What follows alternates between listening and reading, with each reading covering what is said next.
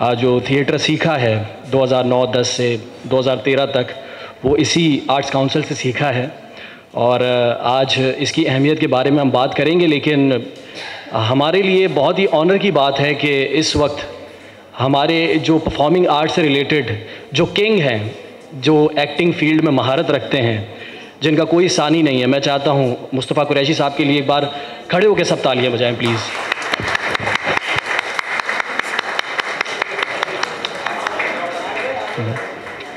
बहुत शुक्रिया sir, generation to generation हमें एंटरटेन किया, बहुत ज़बरदस्त ही गुफ्तगू करना जानते हैं।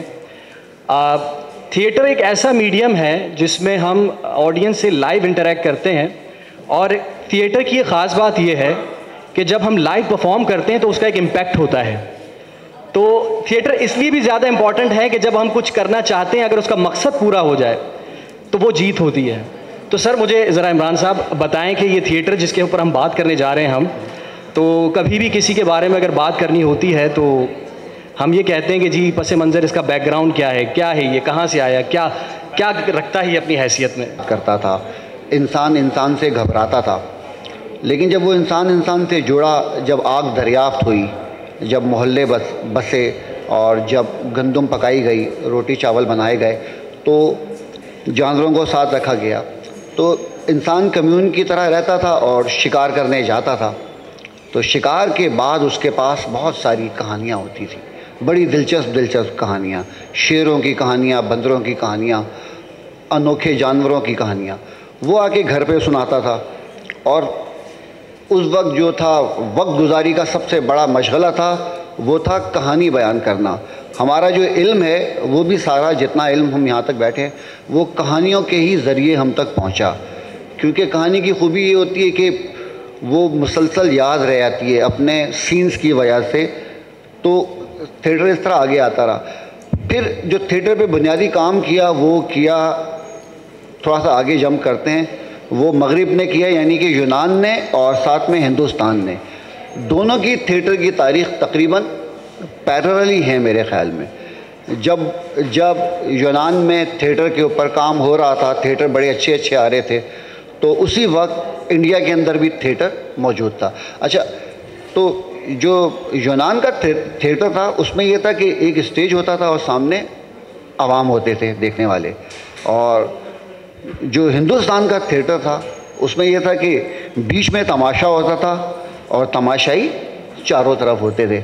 जिस तरह आज भी वो बंदर और डुगडुगी का जो डांस होता है उसमें ये होता है कि चारों तरफ लोग होते हैं और बीच में तमाशा होता है। तो ये सिलसिला आगे बढ़ता रहा। अच्छा, तो थिएटर ने जो बुनियादी तौर पे काम किया, ज़बान की तो तरवीज की उसने इंसान के शऊर को बहुत आगे पहुंचाया, उसके तख़य्युल को बहुत आगे पहुंचाया। ख़ास तौर पे लिखने वालों के लिए तो नई राहें खोली। एक वक्त ये था कि शायरी और ड्रामा एक ही मानों में इस्तेमाल होता था, क्योंकि जो थिएटर होते थे शुरू के, वो उसमें शायराना ही इज़हार ख़याल होता था। तो तब थिएटर की तारीख़ पे यूँ आगे बढ़ती रही, और एक वक्त ऐसा आया कि थिएटर ने इंसान को तब्दील करने की सलाहियत सीख ली। यानी कि जहाँ कहीं कोई इंसान बदला, उसमें थिएटर का बड़ा अहम रोल था। इसीलिए उसको थिएटर को माँ भी बोलते हैं सारे उलूम की, क्योंकि इसमें राइटर भी, लिखारी भी होता है, शायर भी होता है, रक़्स भी होता है इसके अंदर, और अदाकार भी होता है, और इन सब के दरमियान मौज़ूनियत भी होती है, आर्ट डायरेक्शन भी होती है। यानी कि जितने भी उलूम हैं और फ़नून हैं वो इसके अंदर दर्ज हो जाते हैं। ये एक मैंने मुख्तसर सा फ़ज़ाई सर्वे कर दिया है। बहुत अच्छे से आपने सर्वे करवाया है। आई होप कि ऑडियंस तक, हमारे देखने वालों तक ये जो है वो कन्वे हो गया होगा।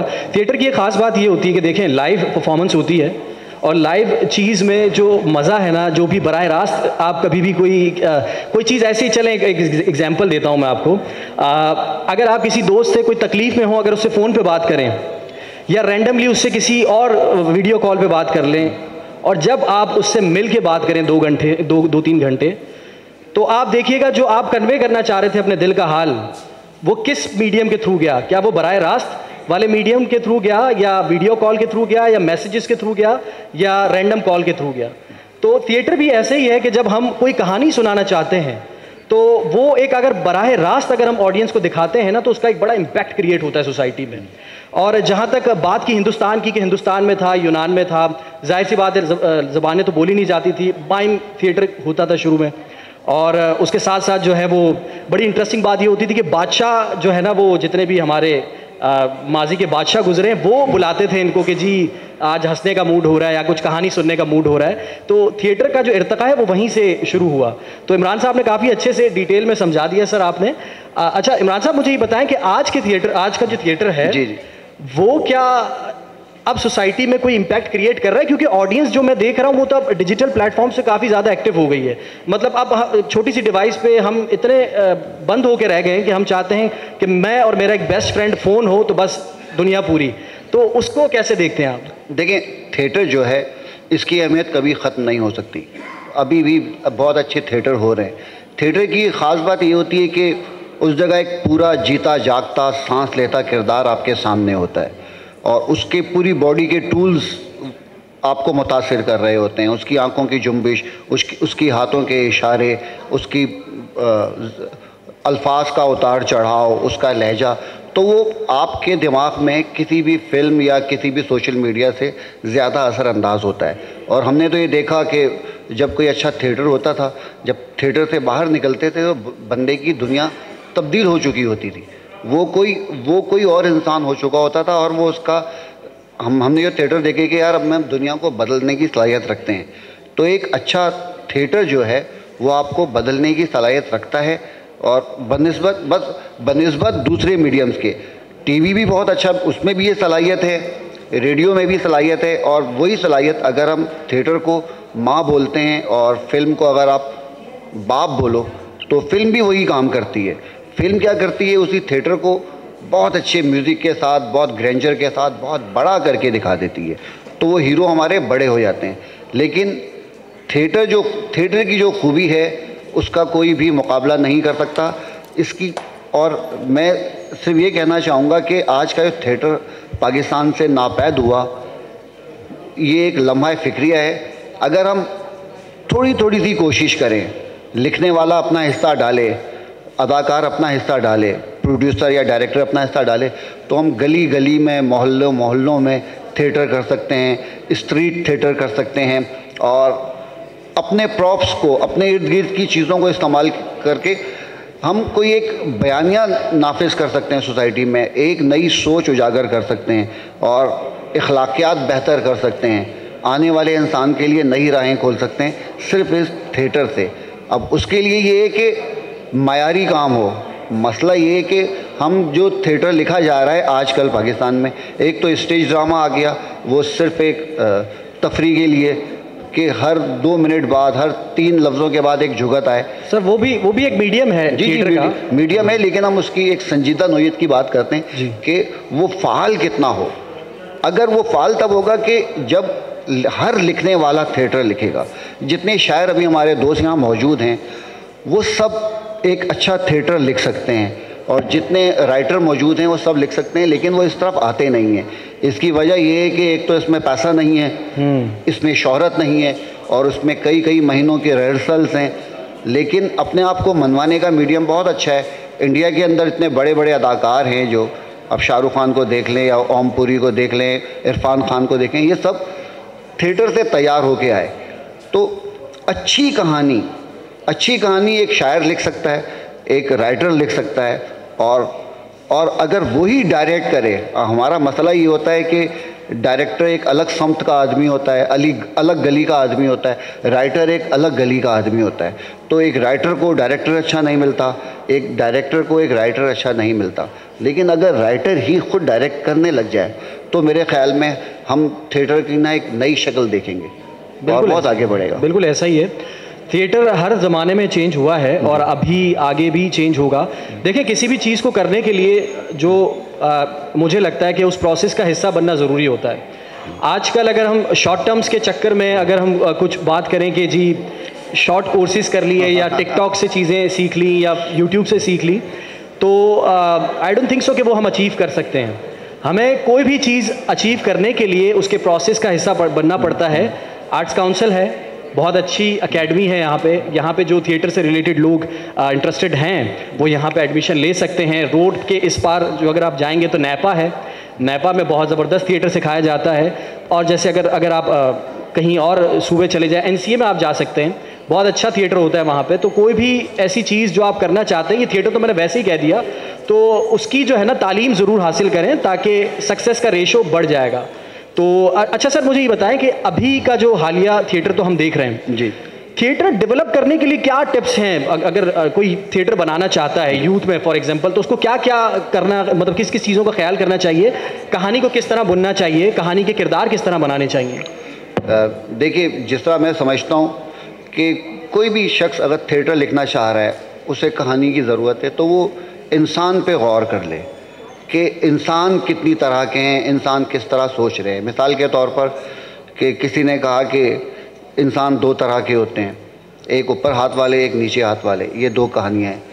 किसी ने कहा कि नहीं, इंसान तो तीन तरह के होते हैं, एक होते हैं लीडराना, एक होते हैं आमियाना, एक होते हैं सूफियाना, यानी कि तीन कहानियाँ हैं। फिर किसी ने कहा कि नहीं, इंसान चार तरह के होते हैं, एक वो जो ये नहीं जानते कि वो नहीं जानते, एक वो जो ये जानते हैं कि वो नहीं जानते, और एक वो जो ये नहीं जानते कि वो जानते हैं, और एक वो जो ये जानते हैं कि वो जानते हैं। अब ये चार तरह के किरदार हो गए, आपको इनकी कहानियाँ निकल आई। फिर किसी ने कहा नहीं, इंसान दो तरह के होते हैं, एक तरह के वो लोग जो इंसानों को तकसीम करते हैं, और एक तरह के वो लोग जो इंसानों को तकसीम नहीं करते। फिर किसी ने कहा कि यार, इंसान तीन तरह के होते हैं, एक होते हैं कि पेट से सोचने वाले, एक होते हैं दिल से सोचने वाले, एक होते हैं दिमाग से सोचने वाले, यानी कि रैशनल थिंकर्स। अच्छा, अब ये सब जो इंसान के शेड्स हैं, यही इंसान की कहानियाँ हैं। जब आपके इर्द गिर्द इसी तरह के किरदार नज़र आते हैं, आपने किसी किरदार को उठाया वहाँ से, अब वो किरदार आपको मिल गया। इस तरह आपने जो अनोखे किरदार, जिसने आपको दुख दिए हों, जिसने सदमे दिए हैं, या जिसने आपको मोहब्बत दी, या जिसका रवैया आपको एबनॉर्मल लगा, कोई समझ में नहीं आया, वो किरदार जो है, या जो आपके पैसे लेके भाग गया, ये सब आपका असासा है। इन किरदारों को आपने जमा कर लिया अपने पास। अब किरदार जमा हो गए, अब आपको चाहिए होगा मैं कहानी कहाँ से लेके आऊँ। तो कहानी के भी कुछ छोटे मोटे फार्मूले हैं कि कहानी या तो किरदारों के ग्रोह से उठाई जाती है, या अपने इर्द गिर्द के माहौल से उठाई जाती है, या किसी भी एक सेटिंग से। मिसाल के तौर पे अगर हम बोलते हैं कि टीवी स्टेशन, तो इस माहौल से आप कहानी जन्म ले सकती हैं। आर्ट्स काउंसिल, इस माहौल से कहानी को जन्म ले सकती है। पुलिस स्टेशन, वहाँ से एक कहानी मिल सकती है, या रेलवे स्टेशन। अब यानी कि आपने एक सेटिंग भी देख ली, कैरेक्टर भी देख लिए, अब आपको ज़रूरत होगी कि कहानी किस तरह बनाएं। कि भाई कैरेक्टर हो गया, सेटिंग हो गई, यानी कि माहौल हो गया। फिर उसका एक फार्मूला है बड़ा मज़ेदार जो हमें समझ में आया, वो है कि नहीं का फार्मूला। कभी भी किसी भी सिचुएशन में हम जहाँ नहीं लगाते हैं, वहाँ से कहानी शुरू हो जाती है। तो इसकी एक मिसाल दे देता हूँ कि मैं एक स्टेशन पे गया, रेलवे स्टेशन पर, वहाँ देखा कि बड़े मज़ेदार कैरेक्टर थे। कोई शख्स चाय बना रहा था, कोई जूता पॉलिश कर रहा था, कोई चाय पी रहा था, कोई भिखारी हाथ फैला रहा था। तो और वो उसमें बड़ा सुकून सा था, छोटा था स्टेशन। तो मैंने सोचा कि इसमें कहानी किस तरह जन्म ले सकती है। फिर ख्याल आया नहीं का फार्मूला, कि अब यहाँ पर ट्रेन, एक ऐलान होता है कि अब यहाँ पर ट्रेन रुकेगी नहीं। तो यानी कि नहीं रुकेगी, तो सब में खलबली मच गई कि अब क्या होगा, हमारे रोज़गार का क्या होगा। तो कहानी यहाँ से आगाज़ हो जाती है। या इसी तरह बात करते करते अभी ये माइक जो है ये ऑफ हो जाए, माइक चले नहीं तो कहानी आगाज़ हो जाएगी। तो जहाँ कहीं भी हम नहीं लगाएंगे, वहाँ से कहानी शुरू हो जाएगी, और जहाँ तक नहीं चलता रहेगा, कहानी आगे बढ़ती रहेगी। जहाँ नहीं ने हाँ की शक्ल इख्तियार की, कहानी ख़त्म हो जाएगी। बहुत शुक्रिया। क्या बात, ज़बरदस्त। हर बंदे का एक अपना तरीका होता है। आप किसी भी तरीके से कहानी सुना सकते हैं। जब मैं फ़िल्म मेकिंग पढ़ रहा था, तो टेड ब्राउन एक बहुत बड़े राइटर हैं फ़िल्म मेकिंग के, उन्होंने बहुत सारे रूल्स लिखे हैं फ़िल्म मेकिंग के ऊपर। तो उन्होंने लास्ट में बड़ी इंटरेस्टिंग सी एक अपने किताब के नोट में एक लिखी चीज़ कि देखिए, सारे रूल्स मैंने बता दिए हैं, अब जब आपको लगे कि कोई रूल्स तोड़ने हैं तो आप तोड़ दीजिएगा। उसकी वजह मैं बाद में समझा कि उन्होंने कहा कि अगर कोई गलती भी करनी है तो उसका पता हो कि मैंने ये गलती की है। वो बड़ी मौत हो जाती है कि आपको पता ही ना हो कि मैंने क्या गलती की है। तो कहानी बनाना इतना मुश्किल नहीं होता। देखें, कोई भी किरदार आप देखें, सोसाइटी में बहुत सारे किरदार होते हैं। लेट्स सपोज हम यहाँ बैठ के इस वक्त बहुत अच्छी कहानी जनरेट कर सकते हैं। रैंडम एक एक्सरसाइज मैं करवाना चाहूँगा जिससे कहानी बड़ी अच्छे से डेवलप हो जाएगी। मैं एक जुमला कहूँगा, इमरान साहब उसका आगे का जुमला कहेंगे, सर एक जुमला कहेंगे, फिर सर एक जुमला कहेंगे, फिर सर एक जुमला कहेंगे। जैसे ही वो जुमला वहाँ तक जाएगा ना सर, एक कहानी तैयार हो जाएगी। क्योंकि हर वो शख्स उस तस्बीह की तरह बन जाएगा जो उस दाने को जोड़ रहा होगा। तो एक प्रैक्टिस करते देखते हैं हमारी कहानी कहाँ जाती है। राबिया ने काशिफ को पैसे देने से इनकार कर दिया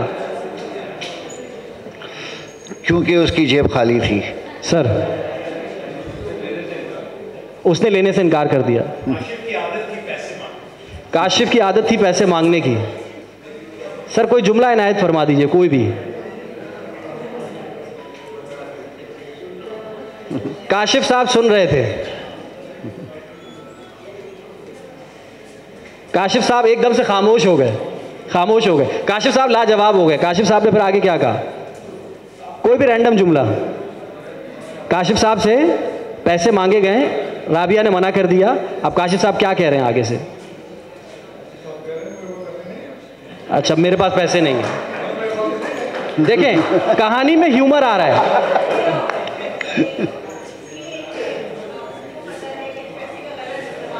राबिया को पता है कि काशिफ इन पैसों का गलत इस्तेमाल करेगा। इंटरेस्टिंग हो रही है कहानी मैम। एक जुमला।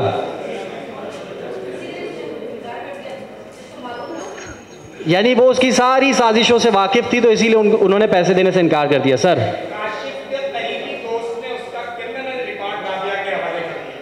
लो भाई, कहानी में एक क्रिमिनल एंगल आ गया। अच्छा, बहरहाल प्रिसाइजली ये बताना चाह रहा हूँ। देखिए, हमने काशिफ के घर से कहानी शुरू की। काशिफ पैसे मांग रहा है, काशिफ के किरदार का पता चल गया कि काशिफ किस किरदार का है। राबिया सब जानती हैं। राबिया ने उसका क्रिमिनल रिकॉर्ड मंगवा दिया। अब ऐसे करते करते जब हम वहाँ जाते तो कहानी बन जाती है। तो कहानी बनाना ये एक फ़न है कि आर्ट है। आप चाहें तो कभी भी कहीं पर भी बना सकते हैं।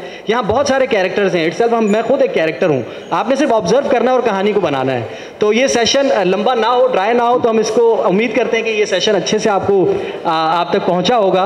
और थैंक यू सो मच, इतनी तवज्जो के साथ आपने हमें सुना। Thank you so much Imran साहब। बहुत शुक्रिया। अपने लिए तालियां हो जाएं। बहुत शुक्रिया आप सबका। अपना बहुत सारा ख्याल रखिएगा। Love you all. अल्लाह हाफ़िज़। बहुत शुक्रिया।